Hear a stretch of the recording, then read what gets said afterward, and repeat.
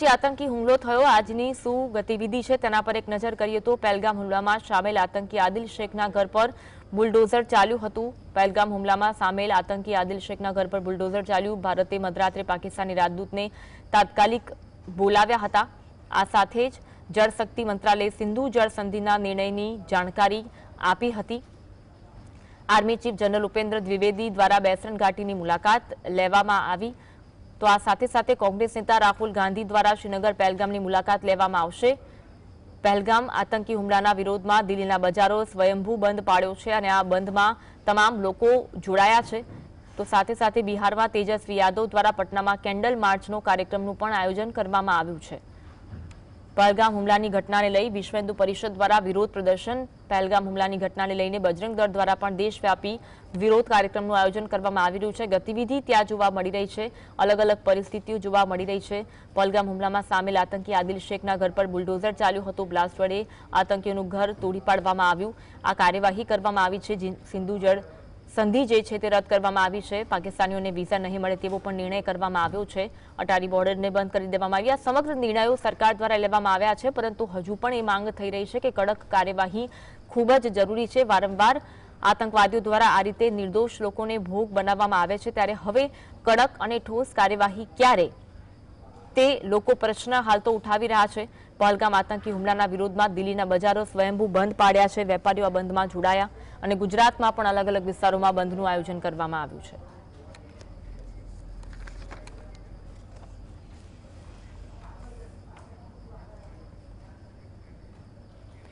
तो हवे ठोस कार्यवाही क्यारे, कड़क कार्यवाही क्यारे, आ निर्णयो जे लेवामां आव्या छे तेनाथी केटलो फरक पड़शे अने जे रीते आक्षेपो थई रह्या छे पाकिस्तान द्वारा हुमलो करवामां आव्यो छे, हुंकार भरवामां आवी रह्यो छे, परंतु देशभરના લોકો मात्र एक ज मांग करी रह्या छे के कड़क कार्यवाही थवी जोईए।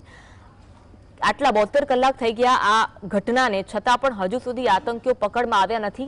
क्यारे कड़क कार्यवाही थशे, क्यारे आतंकीओने पकड़ाशे, ते समग्र मामले आज वात करवी छे।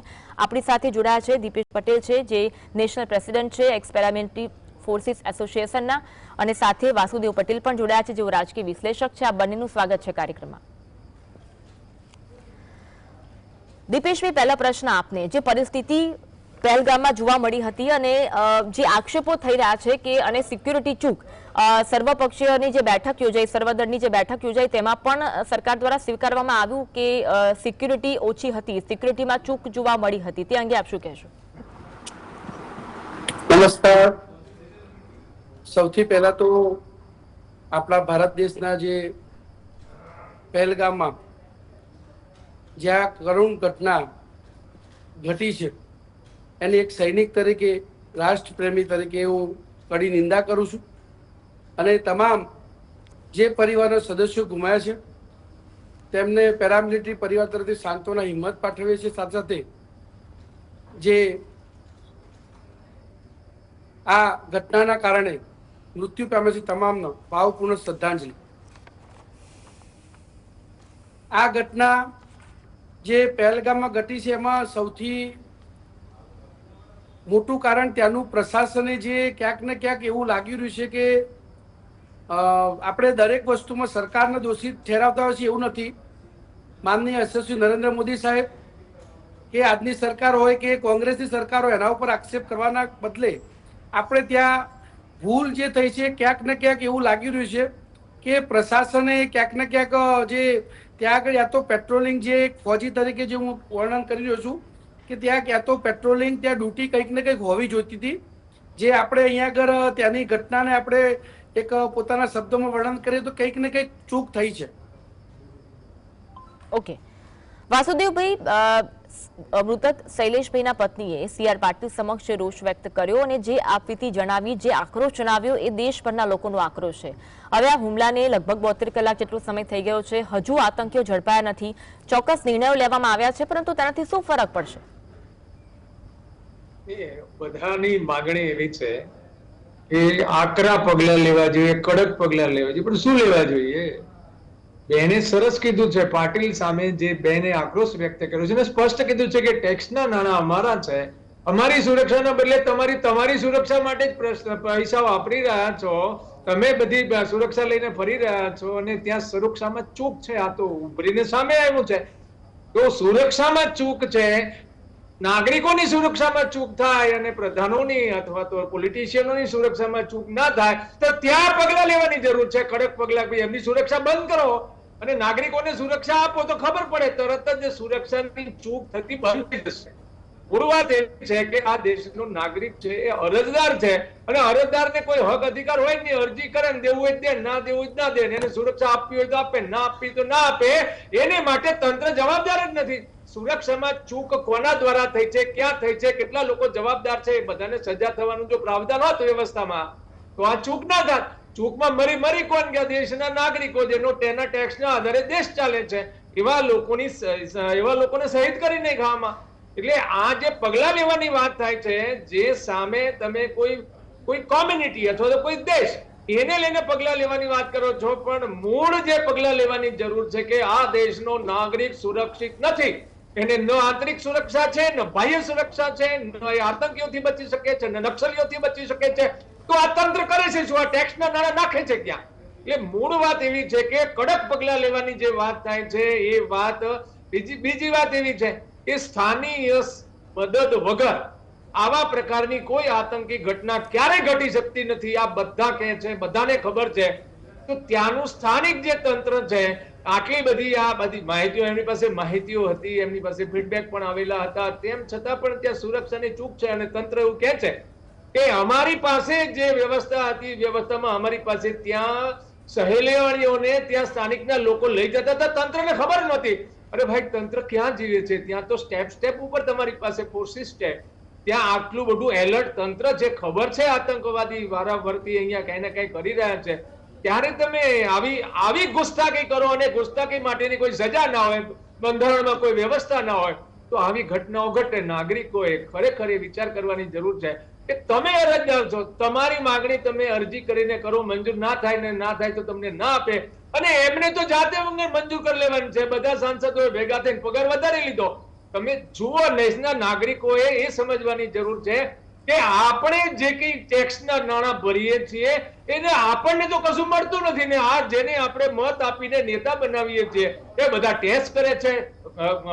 મુખ્યમંત્રીઓ 200-300 કરોડના હેલિકોપ્ટરમાં ફરે છે, વડાપ્રધાન 10,000ના વિમાનમાં ફરે છે. તમે જે સ્થિતિ પેદા થઈ છે આ દેશના નાગરિકોને, આ દેશનો જે અરજદાર નાગરિકોનો અરજદાર બનાવી દીધા ને એ માલિક બની ગયા.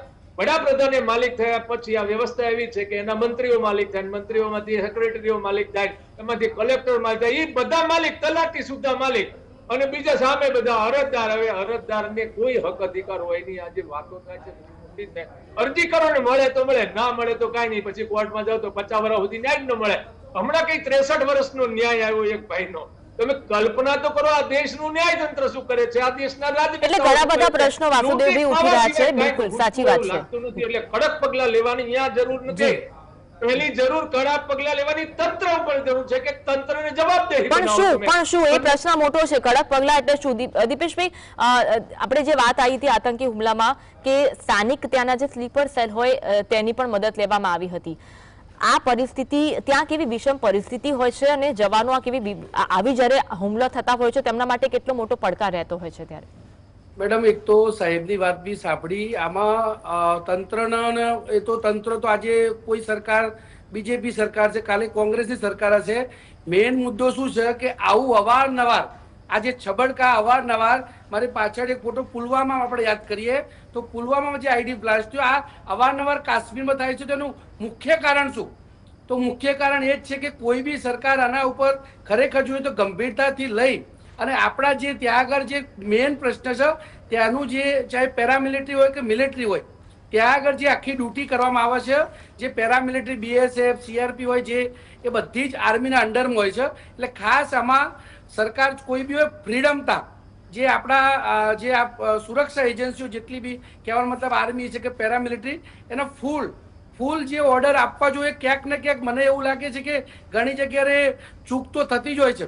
અત્યારે અહીંયા આગળ ટેક્સની ને એ બધી વાતો, સાહેબની વાત સાથે હું સહમત છું કે ઘણી બધી આપણા જે મેન પાવર જે કહેવાય એ આપણા આપણા મંત્રીશ્રીઓ તો ઠીક છે, પણ આપણા જે ફોજના અધિકારીઓ શ્રી હોય છે એમની પાછળ પણ ગાડીઓ ખૂબ ચાલતી હોય છે. એટલે જે મેન પાવર જે હોય છે ઘણી બધી જગ્યાએ આપણે આર્મીની વાત કરીએ કે આર્મીનો જે જવાન હોય એને ખાલી આરઆરમાં જ ત્યાં આગળ મોકલવામાં આવે છે, તો જે મેન પાવર હોય છે એ ક્યાંક ને ક્યાંક આપણી જે વ્યવસ્થામાં કમી છે, જેના કારણે જે ફૂલ સ્ટ્રેન્થ જ્યાં જે જગ્યાએ જોતી હોય છે એ ફૂલ સ્ટ્રેન્થ નથી મળતી. એટલે માણસો એટલા જ છે.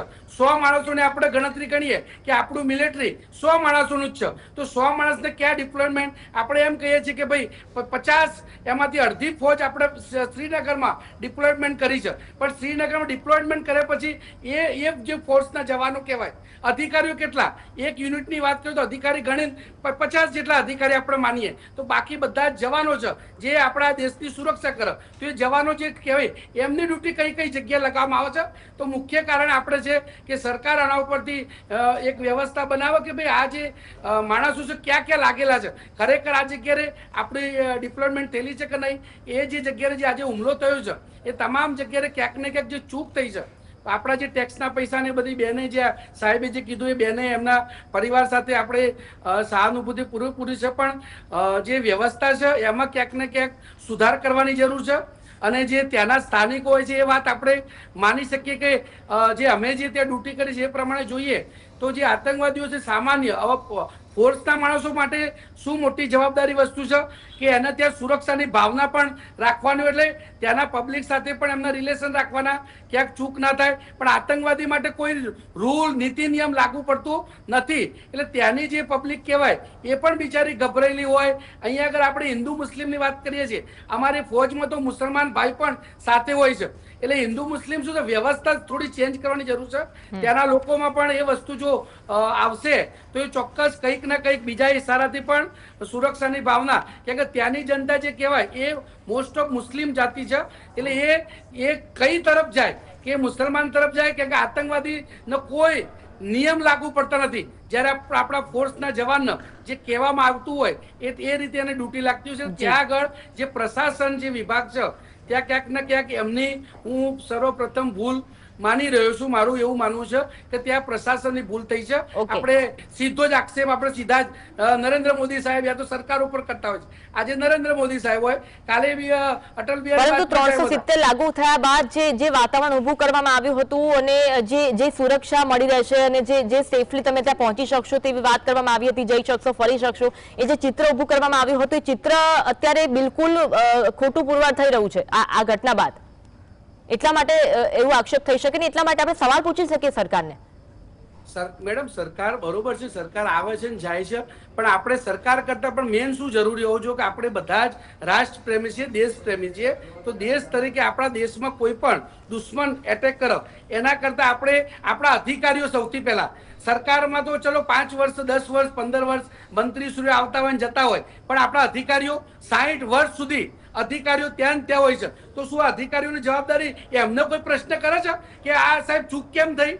એમને પેલો પ્રશ્ન સાહેબ, આપણે તો પ્રધાનમંત્રીશ્રી તો એમના બી કામ ઘણા હોય, તો આપણે એવું નથી કહેતા કે પ્રધાનમંત્રીશ્રી હોય કે જે કોઈ પણ સરકાર હોય, આપણે કોઈ સરકારના વાલા પણ નથી કે ભાઈ આ સરકારનો પક્ષ કે છે. દીપેશભાઈ, હવે અલ્ટિમેટલી આપણે સરકાર પાસેથી આશા રાખીએ કે એવા કોઈ પગલા લેવામાં આવે, જે નિર્ણયો લીધા છે તે પૂરતા છે કે નહીં તે પણ મોટો પ્રશ્ન, એવો કોઈ નિર્ણય લેવામાં આવે ને એવો કોઈ એક્શન લેવામાં આવે કે જેથી જે દેશ દ્વારા કરવામાં આવ્યું છે, આપણે જાણીએ છીએ પાકિસ્તાન પર આક્ષેપ થઈ રહ્યો છે, એમને જડબાતોડ જવાબ મળે. વાસુદેવભાઈ, સિંધુ જળ સમજૂતી જે હોય તે રદ કરવાની વાત હોય, વિઝા રદ કરવાની વાત હોય, અટારી બોર્ડર બંધ કરવાની વાત હોય, આ બધા જે થયા છે, આ સાથે સાથે આતંકીઓના ઘર બ્લાસ્ટ કરીને નષ્ટ કરવામાં આવ્યા, બુલડોઝર ચલાવવામાં આવ્યું, આ બધા જે નિર્ણયો છે, આ બધા જે કાર્યવાહી છે તે પૂરતી લાગે છે આપને? વાસુદેવભાઈ, એટલે જે રિપોર્ટિંગ જે આવી રહ્યું છે બહાર, જે પ્રમાણે સર્વદલીય મીટિંગમાં પણ જે ચૂકની જે વાત થઈ છે, આ ગંભીર સવાલ છે. સવાલ એવો છે કે આવી જે ઘટનાઓ ઘટે છે, પુલવામામાં ઘટના ઘટી, બધાને ખબર છે, એ પછી તરત કેન્દ્રની ચૂંટણી, હમણાં જે ઘટના ઘટી છે તો બિહારમાં ચૂંટણીની પ્રચાર સભા ચાલુ પણ થઈ ગઈ. એટલે ક્યાંક ને ક્યાંક આ જે આખી જે ઘટનાઓ ઘટે છે એ ઘટનાઓ કઈ ઘણી વખત એવું બનતું હોય છે કે એવી સમય એવી રીતે પણ ઘટતી હોય, આપણે કોઈ એવી આક્ષેપની ભાષામાં નથી વાત કરતો, પણ રાજકીય જયારે હલચલ વધતી હોય છે ને ત્યારે આવી કોઈ ને કોઈ ઘટના ઘટે છે અને એ ઘટનાનો ઉપયોગ રાજકીય રીતે પણ થતો જોવામાં આવી રહ્યો છે. એટલે આ દેશનું જે રાજકીય માળખું છે, રાજકીય પક્ષો છે, બંધારણમાં રાજકીય પક્ષોનું એટલે જૂથનું ક્યાંય પ્રાવધાન જ નથી. અને જે ચૂંટણી પંચે નાખી દીધું છે એને કારણે રાજકીય પક્ષોમાં કોઈ પણ પ્રકારનું કોઈ લોકશાહી તંત્ર નથી. એટલે થાય છે શું કે રાજકીય પક્ષ જેના હાથમાં આવ્યો, જેનું હાઈકમાન્ડ બની ગયું, એક ડિક્ટેટર દેશમાં જેવી રીતે એક ડિક્ટેટર છે એ જેવી રીતે પોતાની રાજનીતિ ચલાવે છે એવી રીતે રાજકીય પક્ષની જે રાજનીતિ છે એ એવી રીતે ચાલે છે. એટલે આજે 51% જેનો ગુનાહિત ઇતિહાસ છે એવા લોકો સંસદમાં બેઠા છે, એ કાયદો બનાવે છે ને સરકારો ચલાવે છે. તો હુમલા ના થાય તો થાય શું બીજું? કે મૂળભૂત રીતે આ દેશની જે વ્યવસ્થા છે એમાં ખોટા લોકોને જે નેતૃત્વ મળી રહ્યું છે. અને આપણે અપેક્ષા બહુ દેશભક્તો, સાધારણ રીતે બધા એમ કહેતા દેશભક્તિની બધા લોકો વાતો કરતા હોય છે, પણ જેનો ગુનાહિત ઇતિહાસ છે એની પાસે તમે કેટલી અપેક્ષા રાખો અને કેટલું એમાં થઈ શકે? એટલે આ આખી જે વ્યવસ્થાને જે લૂણો લાગેલો છે ને, આ લૂણો ખોટા લોકોને નેતૃત્વ મળે છે એના માટે સૌથી મોટો જવાબદાર રાજકીય પક્ષો છે. આજે રાજકીય પક્ષનો હા કહેવાય પછી કોઈ પણ પોલિટિકલ પાર્ટી હોય એ જીતનો ઉમેદવાર એવું કરીને જેનો ગુનાહિત છે 60% લોકોને ટિકિટો આપે છે, એમાંથી 51% તો સંસદમાં અત્યારે છે, વિધાનસભાઓમાં પણ છે. તમે જુઓ ને જેને ત્યાં રેડ પડે, તમે આજની તારીખમાં જેટલા પોલિટિશિયનો છે અથવા તો જે મોટા અધિકારીઓ છે એને ત્યાં તમે આવક કરતા વધારે સંપત્તિનું જો તમે કેસ નાખી દો, દેશમાં 5 કરોડ કેસ નાખો તો સાહેબ આ બધી સમસ્યાઓ સાફ થઈ જાય એમ છે.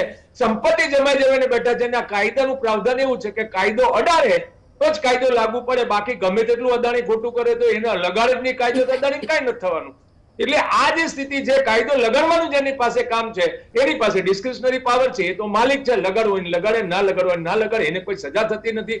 આમાં પણ એ જ ઘટના ઘટી છે કે જેને ત્યાં સુરક્ષાની વ્યવસ્થા સોંપાયેલી હતી તો ના સોંપ્યું હોય તો સરકાર ઉપર જાય છે, સરકારે સોંપેલી હોય અધિકારીએ ના કર્યું તો એને માથે આવે છે. વ્યવસ્થાની ચૂક કેવી રીતે થાય? હા, બની શકે કે તમે નબળા પડી શકો, તમે અથવા એનો પ્રતિકાર ના કરી શકો, પણ જે સ્થળ ઉપર આતંકી હુમલો થાય છે ત્યાં 2 કલાક સુધી પહોંચતું નથી કોઈ, એવા વિડીયો પણ ફરી રહ્યા છે.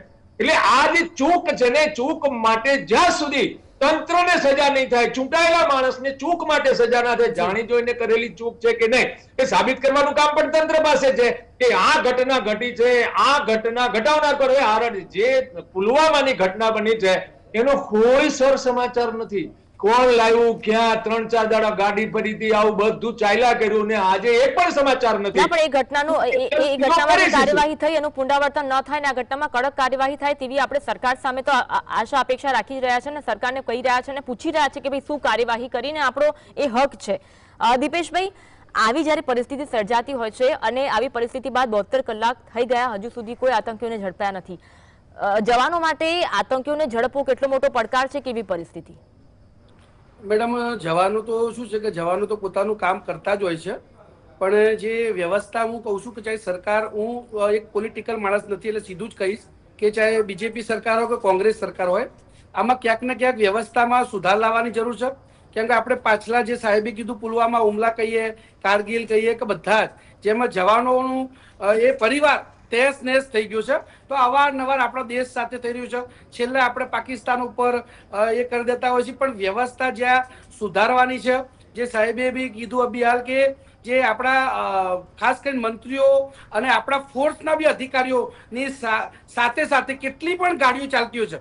એક ચલો મંત્રી દેશના છે, એના જોડે 2-4 માણસો કમાન્ડો હોય, ના નથી પાડતા કે વ્યવસ્થા છે, પણ આપણા જે ફોર્સના અધિકારીઓને આગળ પાછળ પણ 2-2 ગાડીઓ ચાલતી હોય, એ માણસો એક ઇન્વોલ્વમેન્ટ રહેતા હોય છે અલગ જગ્યાએ, તો એ સ્ટ્રેન્થ કેવી રીતે થશે? જો એ સ્ટ્રેન્થ નહીં રહે, જે મેન પાવર ઘણી જગ્યાએ આપણા જે ફોર્સમાં હોય છે કે ભાઈ કહેવામાં આવે કે આર્મી એટલે ખાલી લડાઈનો માહોલ થાય ત્યારે જ જાય. આપણા હનુમાન કેમ્પ, આપણે ગુજરાતની વાત કરીએ તો હનુમાન કેમ્પમાં આટલી બધી આર્મી છે, તો આપણે એમાંથી પણ એવી વ્યવસ્થા કરવી જોઈએ કે ભાઈ અમુક માણસો ત્યાં આગળ રહે. એટલે જે ખાલી પોઈન્ટ પડ્યા છે એ ખાલી પોઈન્ટ નથી ભરી શકતા. પેટ્રોલિંગ સારી રીતે ફૂલ ઓર્ડર આપવામાં આવે, દરેક જવાનનો ઓથોરિટી હોય, કોઈ પણ વ્યવસ્થિત રીતે સર્ચ. પણ ઘણી જગ્યાએ રાજકારણ જે હોય છે એના કારણે ક્યાંક ને ક્યાંક ચાહે આપણા જે ફોર્સના અધિકારી હોય છે એ પ્રોપર કદાચ ઓર્ડર નથી આપી શકતા. એટલે આપણે એ વાત પણ નકારી ના શકીએ કે આમાં રાજકારણ પર ક્યાંક ને ક્યાંક દોષી હોઈ જ શકે છે. એમાં આપણે એ વાતને પણ નકારી નથી શકતા. તો જો આપણે આ વ્યવસ્થામાં થોડો સુધાર લાવશું અને ખાસ કરી કોઈ પણ રાજકીય પાર્ટી હોય એને કદી જ આપણે આપણા જવાનો નામે રાજકારણ ના કરવું જોઈએ, કારણ કે પાર્ટીઓ કોઈ પણ દેશનું જે સર્વોચ્ચ સ્થાન ઉપર બેઠેલા હોય કોઈ પણ પાર્ટીનું, પણ જવાન માટે જે કહેવાય એ કદી કોઈ પાર્ટીને જોઈને લડાઈ નથી લડતા. જ્યારે તત્કાલીન ઇન્દિરા ગાંધીજી હતા ત્યારે પણ આપણું સૈન્ય લાહોર પહોંચી ગયું હતું. પછી તત્કાલીન પ્રધાનમંત્રી જ્યારે કારગિલ યુદ્ધ થયું ત્યારે પણ આપણા જવાનો ત્યાં આગળ જીત મેળવી છે. એટલે અને નરેન્દ્ર મોદી સાહેબ જ્યારે આવે ત્યારે પણ જે ઘટના ઘટી છે ત્યારે તમામ જવાનોએ પોતાના પ્રાણોની પણ પરવા કર્યા વગર, એટલે જે વ્યવસ્થા છે એ વ્યવસ્થામાં મારું એવું માનવું છે કે ઘણો સુધાર લાવવાની જરૂર છે. પાર્ટીઓ આવશે ને જતી રહેશે અને બધા જ રાજકીય માણસ એને રાજકીય રીતે લેશે. એટલે આપણે કંઈક ને કંઈક અંશે રાજકારણને પણ દોષી તો માનીએ જ છીએ, કારણ કે એમના તરફથી જે પૂરતા ઓર્ડર નથી મળતા હોતા, જે વ્યવસ્થામાં જે અધિકારીઓ લાગેલા હોય છે, જે મંત્રીશ્રીઓને જવાબદારી આપી છે, ક્યાંક ને ક્યાંક એમની પણ ચૂક થઈ હોય જેના કારણે આ બધી ઘટનાઓ ઘટતી હોય છે. એટલે હવે આપણે ખાસ આ વિષય ઉપર એવું લેવું જોઈએ કે ભાઈ આમાં વ્યવસ્થામાં ક્યાં ચૂક થઈ તો એમાં સુધારો લાવવાની જરૂર છે.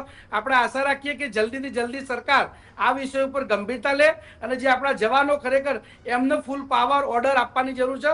તો આ કાશ્મીરનો જે મુદ્દો, કાશ્મીરનો છોડો, આપણે છત્તીસગઢમાં પણ જોઈએ છે. આપણે ખાલી એક જ વિષય ઉપર વાત કરીએ છીએ, શું દેશમાં છત્તીસગઢમાં કયા દેશના પાકિસ્તાની ત્યાં આગળ ઘૂસી ગયા છે? ત્યાં રોજ આપણો સીઆરપીએફ નો જવાન હોય, બીએસએફ ના જવાન હોય, ત્યાં પણ રોજ કંઈક ને કંઈક બ્લાસ્ટ થતું હોય છે. તો અહીંયા આગળ આપણે માનીએ કે કંઈક ને કંઈક અંશે દીપેશભાઈ, આપ એવું કઈ કહેવા માંગો છો કે જવાનોને પૂરતી એ હક નથી આપવામાં આવતો, અથવા તો એમને બી કંઈક ઉપરથી ઓર્ડર આવતા હશે અને એમને કરવું પડતું હશે કે એમનાથી ભાઈ કદાચ સરકાર તરફથી ઓર્ડર આવતા હશે? આપને એવું કેવું છે? મેડમ એક્ઝેક્ટલી હું એ જ કહેવા માંગુ છું કે ચાહે જે આપણા પ્રશાસન અધિકારી છે એમના તરફથી ફૂલ યા તો એ જગ્યાએ જે પોઈન્ટ જે જગ્યાએ આપણે તો ત્યાં નથી ઘટના, પણ આપણે એક અંદાજો લગાવી શકીએ કે ત્યાં આગળ જે યા તો કોઈ માણસો પ્રશાસન જે સુરક્ષા કર્મી ત્યાં આગળ ડ્યુટી નહીં લાગી હોય અથવા તો એ જગ્યાથી દૂર લાગેલા છે, ફાયરિંગ થાય એટલે એલર્ટ તો આપણું સૈન્ય થઈ જતું હોય છે. પણ ક્યાંક ને ક્યાંક કમી હું એ જ કહું છું કે વ્યવસ્થાની જ કમી હશે. નહીં તો ત્યાં આગળ આજે આ કાશ્મીરની વાત કરીએ તો તમે જ્યારે પણ રોડ ઉપર જાઓ તો સીઆરપી છે રોડ ઉપર લાગેલી છે, એટલે જગ્યા જગ્યા ઉપર લાગેલી હોય છે. દરેકની પેટ્રોલિંગ ડ્યુટી આપેલી હોય છે, ત્યાંની પોલીસ પ્રશાસન છે તે પણ ડ્યુટી હોય છે. તો ક્યાંક ને ક્યાંક કમી વ્યવસ્થાની થઈ છે. નહીં તો જે તરત ફાયરિંગ થયું તો તરત કંઈક ને કંઈક આના ઉપર એક્શન થવી જોઈએ, પણ થોડા ટાઈમ પછી એક્શન થઈ છે. એટલે ક્યાંક ને ક્યાંક કમી આપણા જે અધિકારીઓની જે પ્રશાસન જે સૈન્ય સુરક્ષા કર્મી સાથે જોડાયેલા છે એ તમામ અધિકારીઓને પણ મનોમંથન કરવાની જરૂર છે. સાથમાં આપણા સંરક્ષણ મંત્રી, ગૃહમંત્રી સાહેબ પણ એમની સાથે તમામ લોકોએ મનોમંથન કરીને કોઈ મોટું એક્શન લેવાની જરૂર છે. વાસુદેવભાઈ, ખૂબ થોડો સમય છે, પરંતુ પ્રશ્ન એ થાય કે હવે કાર્યવાહી ક્યારે? દેશના તમામ લોકો એ પ્રશ્ન પૂછી રહ્યા છે. દેશમાં ઠેર ઠેર વિરોધ જોવા મળી રહ્યો છે, કડક કાર્યવાહીની માંગ છે. કાર્યવાહી ક્યારે? જે નિર્ણયો લેવામાં આવે છે બરાબર છે, પરંતુ તે પૂરતા નથી લાગી રહ્યા. કડક કાર્યવાહી ક્યારે? આટલો સમય વીતી ગયો છતાં હજુ એક પણ આતંકી ઝડપાયો નથી. એટલે કડક કાર્યવાહી છે ને, જે ઘટના ઘટે ને એમાં દોષિતોને પકડીને સજા કરે ને એનું નામ જ કડક કાર્યવાહી કહેવાય. તમે અહીંયા કશું કરતા નથી ને પાકિસ્તાનને ગાળો દો છો ને મુસ્લિમોને ગાળો દો છો ને, એટલે આ દેશના લોકોની જે પ્રકૃતિ બની છે ને એ પ્રકૃતિ જે છે એને કારણે આ તકલીફ થઈ ગઈ છે. ખરેખર જેમાં જે દોષિત હોય, આતંકવાદી દોષિત છે, પકડીને ફાંસી ચડાવી દો ને. પાકિસ્તાન દોષી છે, તમે એને ધડમૂળથી નાશ કરી નાખો, આપણે ના નથી પાડતા. પણ તમારી વ્યવસ્થાની ચૂકના કારણે આતંકવાદી હુમલો કરી જાય છે અને તમે પગલા લેવાની, કડક પગલાની વાત કરો છો ત્યારે તમારી સામે બે જ લોકો એ દેશ આવે ને પેલું આવે. આ સ્થિતિ જે છે આ બહુ નાજુક સ્થિતિ છે દેશ માટે. દેશના લોકોએ પણ વિચારવાની જરૂર છે. એમને જે એમના નાણાંની જે એમને વળતર મળવું જોઈએ એ વળતર સુરક્ષામાં નથી મળતું, સમૃદ્ધિમાં મળતું નથી, સુખની તો એમને કોઈ સ્વપ્નમાં ખ્યાલ કરવાની જરૂર નથી. એવી સ્થિતિ પેદા થઈ જાય ત્યારે કડક પગલા છે ને એને ડિફાઇન કરવાની જરૂર છે કે જે ઘટના ઘટી છે ફરી ન ઘટે એવું થાય ને કડક પગલા કહેવાય. તમે ગમે ત્યાં બાથોડા ભરી આવો અને ગમે ત્યાં પાછું તમે સૈન્ય લગાડજો તો બીજા કેટલાય લોકો શહીદ થશે. એટલે આવી ઘટનાનું પુનરાવર્તન ન થાય એવી કોઈ કાર્યવાહી થવી જોઈએ ને આવી કોઈ ઘટનાનું પુનરાવર્તન ન થાય તેવો બંદોબસ્ત ગોઠવવો જોઈએ, ત્યારે કહી શકાશે કડક કાર્યવાહી. આભાર દીપેશભાઈ, વાસુદેવભાઈ ચર્ચામાં જોડાવા માટે. તો આ સાથે જ રજૂઆત બસ આટલું જ. નમસ્કાર.